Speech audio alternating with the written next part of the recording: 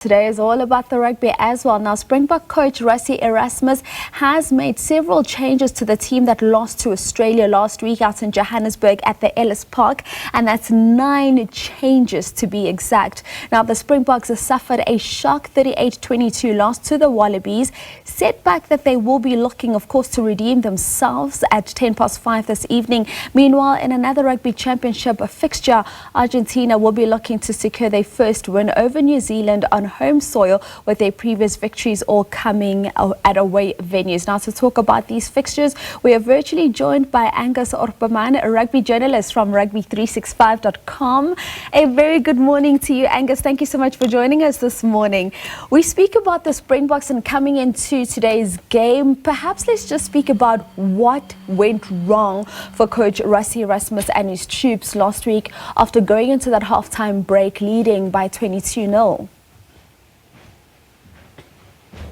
Good morning, everyone, and to the viewers as well. Last week was a bit of a shock for all of us.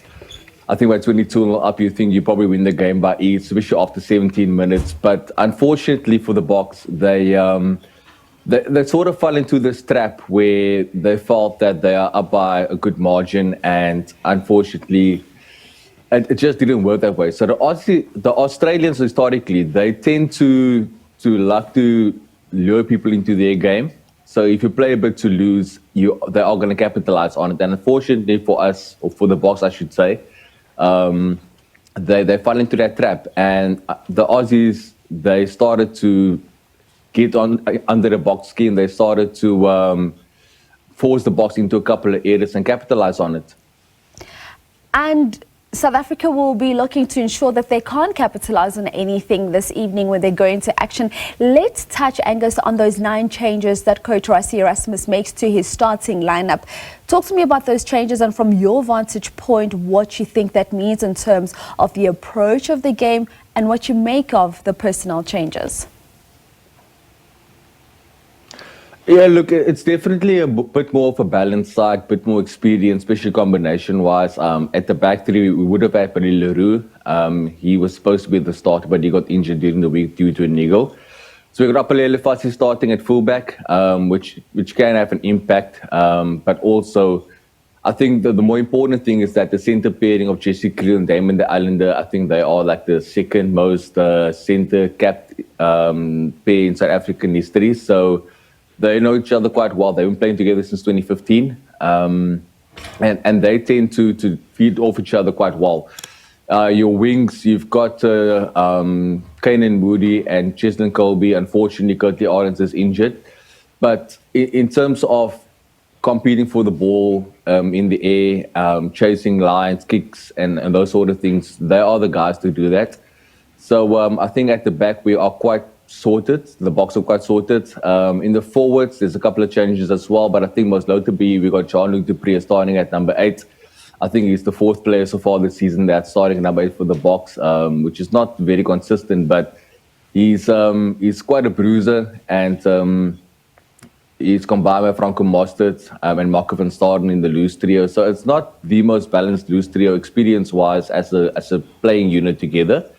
But in the same breath, they are quite complementary of each other's styles. Franco Mostert, I'm a bit concerned about because he tends to play a better game at lock, but he's not the worst hybrid player in the world. So I think it's quite balanced. I think compared to last week, and also you got your bench.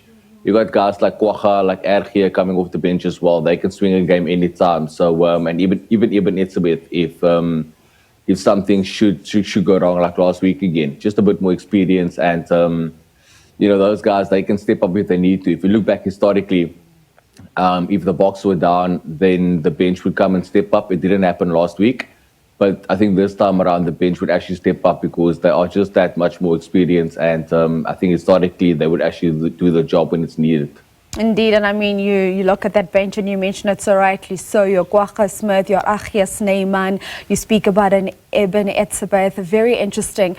We look at the Australian side then, because they had shifted into a different gear come second half of last week's game. How are you expecting them to then approach today's game? I mean, conditions is a bit different. So we had a bit of a dry day at Ellis Park last weekend. Cape Town, as we saw in the weather report earlier, it's a bit wet today. So the Aussies, like I mentioned, they are a team that likes to run the ball. And the Boks are a bit more of a forward dominance team. And I think the Boks might be a bit more conservative approaching the Aussies. But regarding the Australians, I don't think they'll deviate too much from what they did. I think they'll also be a bit more conservative going into this match. But they've got a couple of new guys in. So the captain, Harry Wilson, is injured. He's out of this match. They got a new captain, also flanker, Fraser McWright. They got a debutant at the wing whose top speed, I think, is like 9.8 seconds. So that's not Matt Jorgensen, the other one, Cody Toole. So he's quite a few pacey guys at the back. But the conditions wouldn't allow these guys to actually play the game they would want to. So the Aussies wouldn't deviate too much from what they were doing. But I think the Boks will stick more to their strengths in this game to make sure that they get the result later this evening. How crucial is a victory today for Coach Rassie Erasmus in this title defence for the Boks?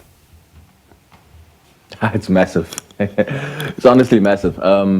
I think last week we probably would have thought that they would win these two tests and then go to New Zealand and play them back to back there. But now the whole dynamic has changed for the Boks regarding the championship. I mean, they are the defending champions so far, as you rightfully mentioned, and they will probably need to win every single test starting today going forward. So there was a lot of experimentation happening during the Italy and Georgia series earlier this year. And I think they will probably double down on what they know and what they do best going forward into the championship.